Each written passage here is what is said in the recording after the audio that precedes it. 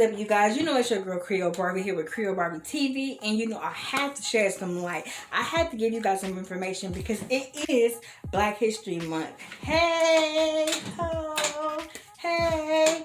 And you know I would not be myself, Creole Barbie, if I did not go ahead and share some knowledge, because that's what's here about this channel. We got to open up eyes to everyone in our community, whether it's the Postal Service, whether if it's our own physical community, or within our country itself. We have to share knowledge. This is what it's about, 2021. It's to share knowledge, to inform everybody on things that maybe they hadn't heard of, you know? So therefore, I wanted to do a twist on my channel and basically take out a class for a little bit in case you didn't know. All right, and for those who know, hey, then it's more the merrier, basically. So therefore, let's tune in on a Black pioneer, the first African-American woman who carried. Alright, so today's video is going to be a part of American history, especially today because, you know, we're in Black History Month, and I really wanted to have something that was going to be beneficial to all of us, because a lot of times we're taking things for granted, especially as minorities working for the Postal Service. You know, we're always saying the job is too hard, it's slave work and things like that. But we have to know where it started from. We have to know the beginning of it all. And great things is possible here within our country, within our community, even within the Postal Service. So you guys take advantage of this information while you can and stay blessed. And I'm not going to talk too much on this video because this is strictly for me to basically go ahead and give some people knowledge that may not know exactly how the Postal Service started, especially within minorities and things of that nature. So therefore, adhere to the information that I'm giving you guys. As always, stay blessed. I love y'all. Tomorrow, be sure to tune in with my, as well as JH and Mailman Mike Chong. You guys tune in 7 p.m. Eastern Standard Time, where we're actually going to be answering questions via Zoom. So you guys be sure to go ahead and get involved within that. So be sure to check that out. But I'm done talking. Let's get into the video.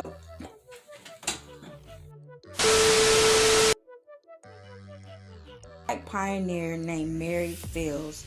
This is an important topic because she was not only a part of the African American history, but she was a part of the Postal Service history as well.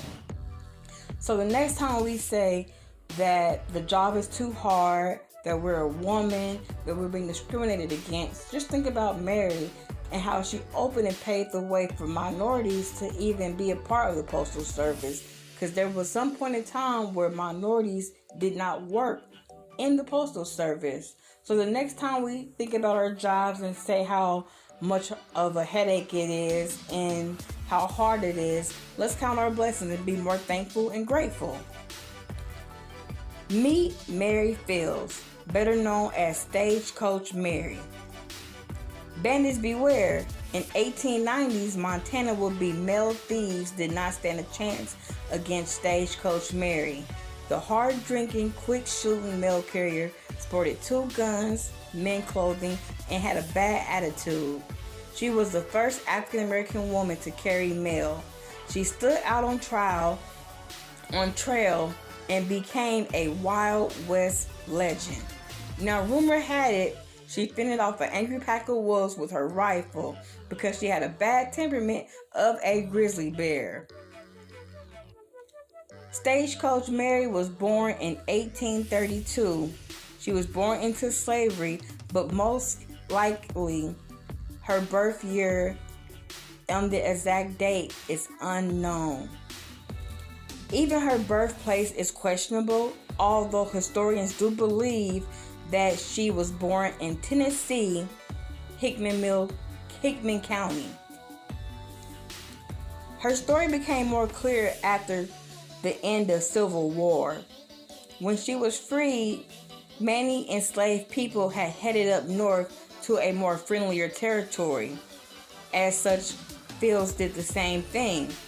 She headed up north by traveling up the Mississippi River on riverboats. There she was acting as a servant and laundress for families along the way. She ended up living in Ohio that was well outside of her normal covenant. It's not really clear how Fields discovered Earthling Covenant, of the Sacred Heart in Toledo, Ohio. Some accounts say she accompanied a daughter of the Warner family to the covenant. Others say she headed up there with a family who was a nun. The religious community, which still exists today, was serene and disciplined. Their Fields worked as a groundskeeper.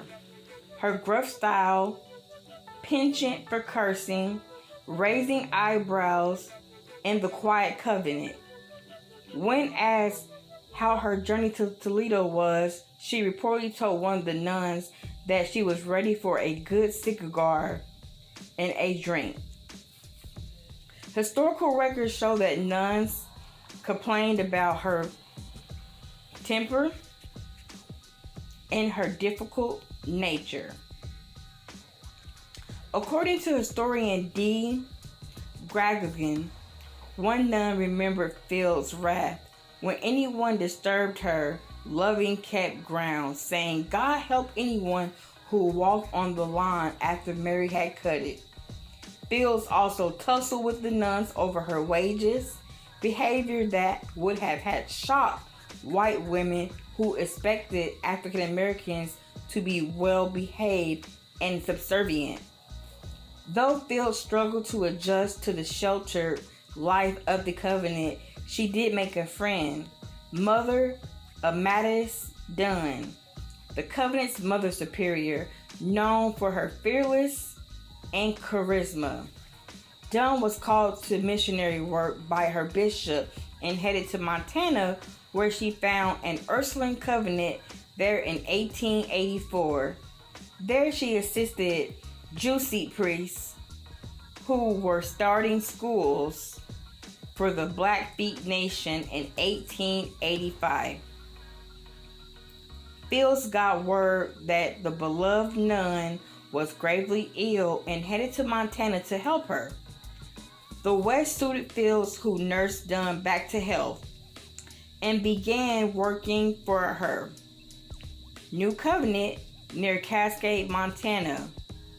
But though she faithfully served the nuns in the harsh, sparsely populated community, news of her bad behavior reached the bishop, who raised serious concerns about Fields' habits of drinking, smoking, and shooting guns and wearing men's clothing. When Fields and the Covenant's male janitor pointed guns at one another during an argument, that was the final straw. Kicked out of the Covenant, Fields was on her own, and she set about a living life that was shocking by the 19th century standards. She took in laundry and did odd jobs, started businesses, and became known for liking hard liquor and gunfights. This tough reputation ended up paying off in 1895 when she got a contract from the Postal Service to become a star route carrier, an independent contractor who carried mail using a stagecoach donated by Mother Amadis. It suited Fields to a T as a star carrier. Her job was to protect the mail on the route from thieves and bandits and deliver mail. She was one of the second women in the United States and the first African American woman to serve in that role. Stagecoach Mary, or Black Mary, as she was nicknamed, carried a rifle and a revolver. She met trains with mail, then drove her stagecoach over rocky, rough roads through snow and inclement weather.